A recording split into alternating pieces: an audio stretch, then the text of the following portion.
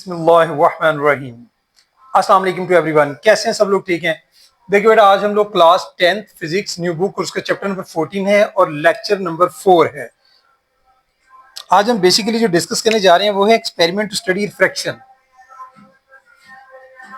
Experiment to study refraction. देखिए भाई, refraction के हवाले से हमने डिस्कस करना है। एक्सपेरिमेंट वैसे तो लेबोरेटरी में किया जाता है, लेकिन हम लोग सिर्फ मैं आपको बताऊंगा कि एक्सपेरिमेंट जो है वो किस तरह से वकूफ पजीर होगा। अगर हमारे पास रेक्टेंगुलर ब्लॉक होगा तो उसमें से जो डिफरेंट रेज गुजरेंगी आफ्टर एक्सपेरिमेंट, वो देखें किस तरह से वकूफ पजीर होगा ये सारा प्रोसेस। अगर यहाँ से कोई रे दाखिल होती है इसमें तो वो रिफ्रैक्ट हो जाएगी। ठीक है जी, मतलब यहाँ से रिफ्रैक्ट होकर लाइक दिस, मतलब कुछ इस तरह से रे जो है अपने एंगल से क्या करेगी, इनहराफ कर जाएगी लाइक दिस, इस तरह से। यहां अगर नॉर्मल ड्रॉ करते हैं तो आप देख सकते हैं कि एंगल जो है वो डिफरेंट होगा। इसी तरह से अगर कोई रे यहां से दाखिल हुई है तो वो रे भी आगे रिफ्लेक्ट हो जाएगी डिफरेंट एंगल पर। इसी तरह से कोई रे अगर यहां से दाखिल हुई है तो वो रे भी रिफ्लेक्ट हो जाएगी डिफरेंट एंगल पर। इस तरह से रेज जो है वो रिफ्लेक्ट होती हैं। लेकिन रिफ्रैक्टिव, ये जो हमारा रेक्टेंगुलर ब्लॉक होता है इसमें जो रिफ्लेक्शन का प्रोसेस होता है उसके बाद यही रेज जो है नेक्स्ट आगे इमर्ज भी होती हैं, मतलब यहां से लाइक दिस, इस तरह से ये डिफरेंट एंगल पर इमर्जिंग का प्रोसेस भी यहाँ पर होता है। एक तो ये एंगल जो बनता है नॉर्मल के साथ, चाहे आप यहाँ नॉर्मल ड्रॉ करें किसी भी जगह पर, जो नॉर्मल के साथ एंगल बनाती है हमारी कोई भी रे, वो जो इसका एंगल होता है वो एंगल ऑफ इंसिडेंट यानी आई कहलाता है। और जो रिफ्रैक्टेड रे नॉर्मल के साथ एंगल बनाती है, कोई भी रे जो है यहाँ नॉर्मल ड्रॉ करें कोई भी, वो आपका रिफ्रैक्टेड एंगल कहलाता है। और यहाँ पर जो एंगल नॉर्मल के साथ बनता है, यहाँ पे अगर हम नॉर्मल ड्रॉ कर दें सबके साथ, तो नॉर्मल के साथ ये जो एंगल बनेगा इसको हम नाम देंगे emergent angle. This one is emergent angle. इनका अगर हम नाम दे दें 1 2 3, तो ये जो 1 2 3 इसी तरह से आगे ये रिफ्लेक्ट होते हुए हमें दिखाई देती हैं ये सारी रेज। तो ये सारा प्रोसेस किस में होता है? हमारे रेक्टेंगुलर ब्लॉक में। और अगर हमारे पास सेमी सर्कुलर ब्लॉक होगा दिस लाइक, तो सेमी सर्कुलर ब्लॉक में किस तरह से होता है ये सारा वकूफ पजीर। यहाँ पर अगर रे दाखिल होगी तो वो दाखिल होने के बाद डिफरेंट एंगल पर यहाँ सिर्फ रिफ्रैक्शन का प्रोसेस होगा, यहाँ पर इमर्जेंट का प्रोसेस नहीं होगा। मतलब जितनी भी रेज हम लोग यहाँ से ड्रॉ करते हैं, सपोज एक रे ये हमने ड्रॉ की तो वो भी, और अगर कोई रे यहाँ से हमने ड्रॉ की तो मतलब वो भी, सारी रे जो है बेसिकली इसमें क्या होंगी, इसमें सिर्फ रिफ्रैक्शन का प्रोसेस होगा। यानी यहाँ पर अगर हम नॉर्मल ड्रॉ करें तो यहाँ जो एंगल बनेंगे नॉर्मल ड्रॉ करने की वजह से, वो जो एंगल्स होंगे एंगल ऑफ आई और एंगल ऑफ आर जो है वो हम यहाँ पर भी मेंशन कर सकते हैं। यानी ये हमारी सारी इंसिडेंट रेज हैं जो दाखिल हो रही हैं यहाँ पर। यहाँ भी जो हमने बनाई थी ये सारी इंसिडेंट रे हैं। ये हमारी कौन सी रेज हैं? ये रिफ्रैक्टेड रेज कहलाएंगी और ये emergent raise कहलाएंगी, this one.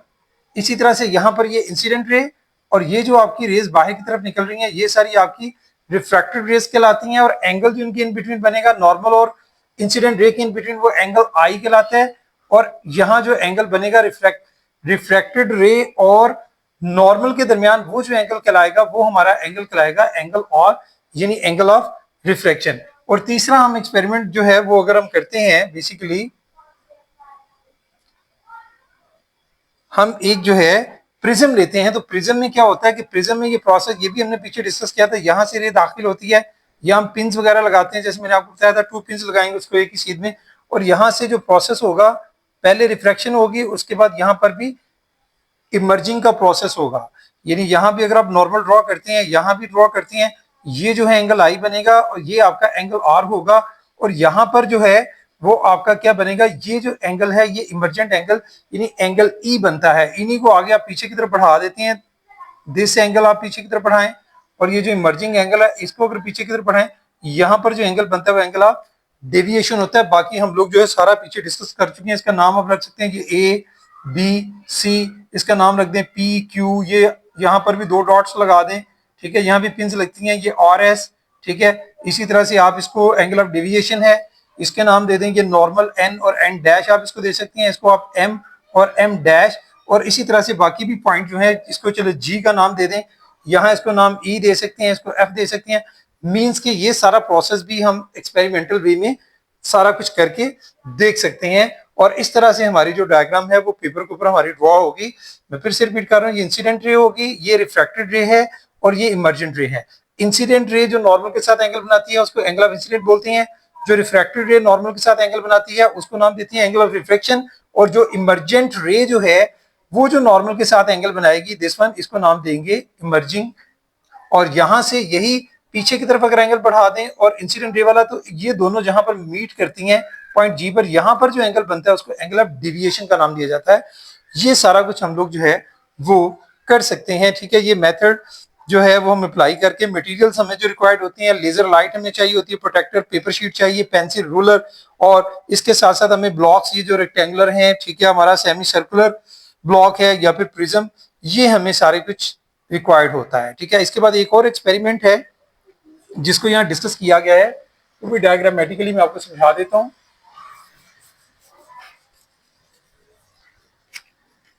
Next जो है experiment to study total internal reflection. Experiment to study total internal reflection. ये सारा प्रोसेस कैसे, इसमें भी जो हमें मटेरियल रिक्वायर्ड होता है वही, मतलब हम लोग जो है लेजर लाइट यूज करते हैं, इसमें प्रोटेक्टर होता है, पेपर होती है, पेंसिल होता है, रूलर होता है, और उसके साथ साथ सेमी सर्कुलर जो है ब्लॉक जो है, ग्लास ब्लॉक हम यूज करते हैं। ये मैं 3 डायग्राम से आपको समझाऊंगा। मतलब इस तरह से हम लोग जो है वो ब्लॉक को रखते हैं पेपर के ऊपर, बाद में हम उसकी उसी की शेप से हम लोग उसको ड्रॉ कर लेते हैं। एक सीधी लाइन हम यहाँ से लगा लेते हैं, इस तरह से एक सीधी लाइन हम यहाँ से ड्रॉ कर लेते हैं, क्योंकि यहाँ से हमने जो है वो लेजर लाइट की जो बीम्स है वो यहां से हमने एंटर करनी होती है। ये मैं 3 डायग्राम जरा आपके सामने बना रहा हूं, ये देखें। इस सारे एक्सपेरिमेंट में जो है वो क्या होता है, इन 3 डायग्राम से मैं आपको समझाऊंगा। ठीक है, तीनों में सीधी लाइन मैंने ये ड्रॉ कर दी है। ठीक है, ऑलमोस्ट इसके सेंटर जो है वहां से हम ड्रॉ करते हैं। यहां से हम लोग जो है वो लेजर लाइट जो है डिफरेंट एंगल से हम लोग इस पे डालते हैं। मतलब समझिए कि पहले अगर हमने लेजर लाइट जो है वो यहां से इस पॉइंट पे रखी है, पहले तो सबसे सीधी आप चेक करते हैं, यहां से अगर आप लेजर लाइट डालेंगे तो बिल्कुल सीधी गुजर जाएगी, कोई रिफ्रैक्शन नहीं होगी। ठीक है, इसमें रिफ्रैक्शन का प्रोसेस नहीं होगा। अगर आप लेजर लाइट को थोड़ा सा मूव करते हैं यहां से, ये हमने लेजर लाइट इसमें दाखिल की, ठीक है, तो ये क्या होगा, यहां से रिफ्लेक्शन का प्रोसेस होगा। ये जो मैंने लाइन खींची हुई है बेसिकली ये नॉर्मल है। ठीक है, नॉर्मल, तो ये क्या होगी, ये यहां से फिर इस तरह से रिफ्लेक्ट हो जाती है, और यहां जो एंगल बनता है ये आपका एंगल ऑफ इंसिडेंट होता है, ये आपका एंगल ऑफ रिफ्लेक्शन आर जो है वो बनता है। अब होता क्या है कि हम लेजर लाइट को पहले हमने यहां रखा था तो बिल्कुल सीधी गुजर गई, अब हमने लेजर लाइट को यहां रखा हुआ था, तो इस शक्ल में आप देख सकते हैं एंगल आई और ये एंगल आर, यहां से रिफ्लेक्शन। अगर हम इसको बढ़ाते जाएंगे, सपोज मैं इस एंगल को और बढ़ा देता हूं, बढ़ाते जाते हैं, तो ये जो रिफ्रैक्शन है, मतलब ये जो रिफ्रैक्टेड रे है ये और नीचे आती चली जाती है, यहां थी यहां आ जाएगी, और इधर से करेंगे और है, और एक टाइम पे अगर सपोज हम यहां जाते हैं तो यहां से ये हमारी रे दाखिल हो रही है और ये बिल्कुल इसके पैरेलल हो जाती है, मतलब इस तरह से। यानी यहां भी ये आपका एंगल ऑफ इंसिडेंट है और ये आपका एंगल आर है। ये एंगल आर कितने डिग्री का हो गया यहाँ पर, 90 डिग्री का। जब एंगल आर आपका 90 डिग्री का होगा तो उस वक्त ये जो आपका एंगल आई होगा इसको हम बोलेंगे क्रिटिकल एंगल सी। बात की समझ आई, ये हमारा एंगल क्रिटिकल एंगल सी कब कहलाएगा, जब आपकी रिफ्रैक्टेड एंगल आर जो है वो 90 डिग्री के इक्वल होगा। इसके बाद हम इसको मजीद बढ़ाते चले जाते हैं, थोड़ा सा और मूव करते हैं। अगर हम पहले यहां पर थे, हम थोड़ा सा और इसको अगर मूव करते हैं तो अब आपकी ये जो रे है जो हमने इसमें दाखिल यहां से लेजर लाइट डाली, तो वो यहां से क्या होगी, बजाय रिफ्रैक्शन के, ये तो नॉर्मल है, यहां से वो अब रिफ्रैक्शन नहीं होगी बल्कि इसी एंगल पर वो बेंडिंग बैक हो जाएगी। ये आपका क्या होगा, रिफ्लेक्शन का प्रोसेस होगा। और यहां जो एंगल है ये एंगल आई है, ये आपका एंगल आर है। यहां पर क्या हुआ है कि अब आपका एंगल आई, यहां पर जो एंगल आई है वो ग्रेटर देन सी है, यानी क्रिटिकल एंगल से थोड़ा सा हमने बड़ा कर दिया। ये क्रिटिकल एंगल आई यहां पर क्रिटिकल एंगल इसलिए कहलाता है क्योंकि रिफ्रैक्टेड एंगल 90 डिग्री का है। अगर हमने एंगल आई को और बढ़ा दिया तो रिफ्रैक्शन नहीं होगी, अब इसमें रिफ्लेक्शन होगी। और रिफ्लेक्शन की शक्ल में यहां पर आप देखें कि रे जो है बजाय रिफ्लेक्ट होने के वो रिफ्लेक्ट होकर बाउंस बैक करेगी उसी मीडियम में। तो यहां पर एंगल आई और एंगल आर इक्वल होंगे। और दूसरी बात यह है कि जो एंगल आई की वैल्यू है वो ग्रेटर देन क्रिटिकल एंगल से होगी इस शक्ल में। और इस प्रोसेस को नाम हम देंगे, जब आपका एंगल आई जो है वो क्रिटिकल एंगल से बड़ा होगा, उस वक्त जो रिफ्लेक्शन वो कुपजीरो होता है उसको टोटल इंटरनल रिफ्लेक्शन का नाम देते हैं। ये हमारा टोटल इंटरनल रिफ्लेक्शन का प्रोसेस होगा, जिसको हम लोग जो है वो डिस्कस कर रहे थे कि भाई इस तरह से वो कुपजीरो होता है। एक्सपेरिमेंटल तरीके से हम इसको डिस्कस करेंगे। यहां पर अगर आप देखें तो आपका जो आई है, इस पॉइंट पर आई जो है वो क्या है, वो लेसर देन सी है, यानी क्रिटिकल है। यहाँ आई क्या है, इज इक्वल टू सी है जब क्रिटिकल। और तीसरी डायग्राम में angle I is greater than C है क्रिटिकल एंगल से, तो तब टोटल इंटरनल रिफ्लेक्शन जो है वो क्यूब जीरो होता है।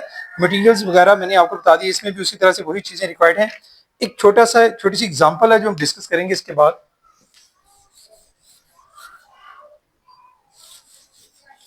जी, एग्जांपल नंबर है जी 14.3।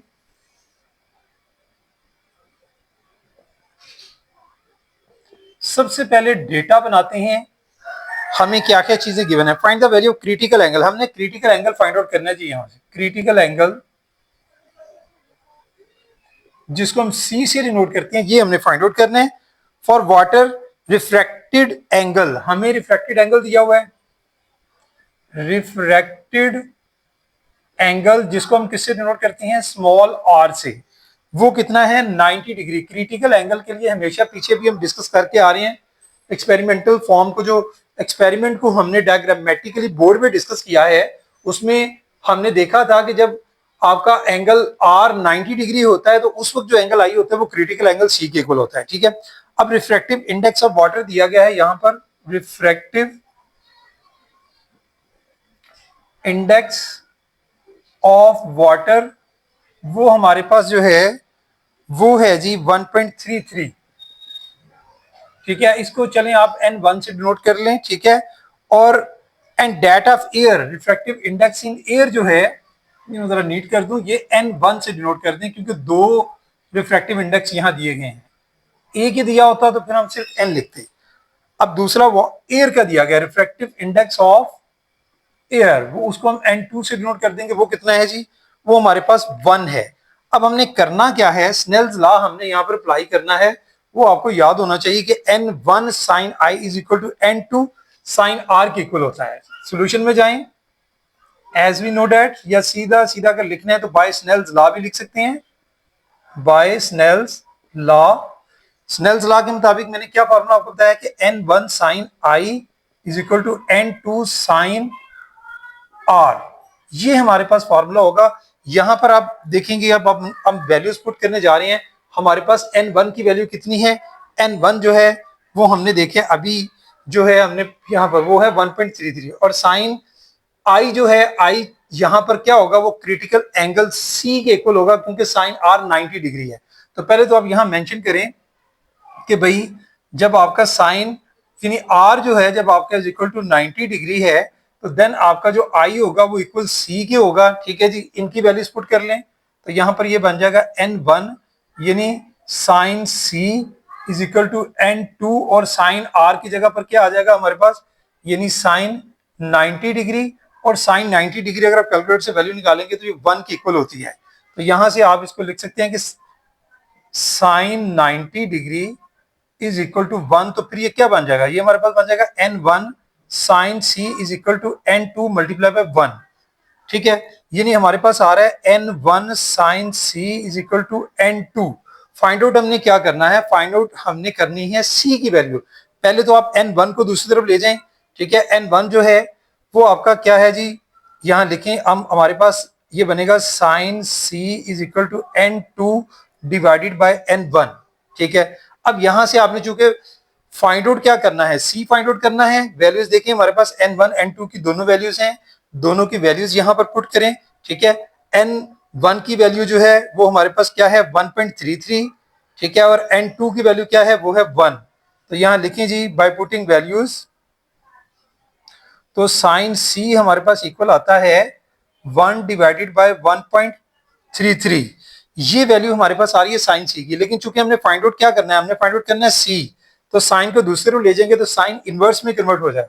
यहां पर बाकी सॉल्व करता हूं ताकि आपको प्रॉपर नजर आए, यानी सी इक्वल हो जाएगा sine inverse 1 divided by 1.33।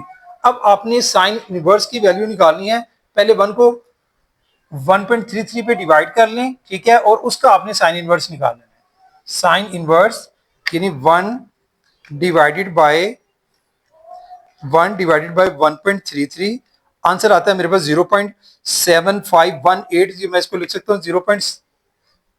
Sine inverse, sorry मैंने यहाँ लिखा हुआ है, साइन इनवर्स के आगे लिखेंगे 0.752 कर देते हैं, ठीक है, राउंड ऑफ करके। अब इसका हमने साइन इनवर्स लेना है, ठीक है जी। तो हम लिखेंगे जी शिफ्ट साइन, और जो आंसर था वो, तो आंसर आता है 54, ठीक है। ये जरा मैं दोबारा से देख लूं क्योंकि थोड़ी सी मुझे गड़बड़ लग रही है। ये जो मेरे पास आंसर आ रहा है, मैं फिर से लिखता हूं, यानी शिफ्ट दबाना है, फिर आपने साइन दबाना है, और साइन पे आपने लिखना है 0.752 जी। तो आंसर मेरे पास आता है जी यहाँ पर 48.18। ये हम यहाँ पर आंसर लिखेंगे 48.8 डिग्री, यानी ये हमारे पास सी की वैल्यू जो है वो यहाँ पर हासिल होगी। जब हम लोग क्या करेंगे, मैं फिर से रिपीट कर रहा हूँ, हमने सी फाइंड आउट करना था। रिफ्रैक्टेड एंगल हमें गिवन था, refractive index of water n1 था, एयर का n2 था, फार्मूला हमने स्नेल्स लॉ से ये लगाया, इसमें हमने वैल्यूज r की पुट की। आई सी के इक्वल क्यों हो जाएगा, क्योंकि आर 90 डिग्री है, ये आपने याद रखनी है कुछ बातें। तो आई को आपने सी के इक्वल खुद करना है क्योंकि आर 90 डिग्री है, फिर उसके बाद आपने इसको थोड़ा सा मॉडिफाई करके सॉल्व करके साइन 90 की वैल्यू 1 होती है पुट करके, फिर इसको थोड़ा सा फार्मूले को मॉडिफाई किया, और फिर सॉल्व करते हुए इन द एंड आपके पास जो आंसर आया है वो 48.8 है। तो भाई ये था हमारा आज का लेक्चर, ठीक है जी। इसमें से आपने जो बेसिक अंडरस्टैंडिंग ली है, कुछ एक्सपेरिमेंट्स को हमने डिस्कस किया है, उसके साथ साथ एक न्यूमेरिकल डिस्कस किया है एग्जांपल की शक्ल में। बेसिकली ये हाथों से प्रैक्टिस आप करेंगे तो आपको ज्यादा बेहतर समझ आएगी। आज के लिए इतना ही, थैंक यू वेरी मच, अस्सलाम वालेकुम।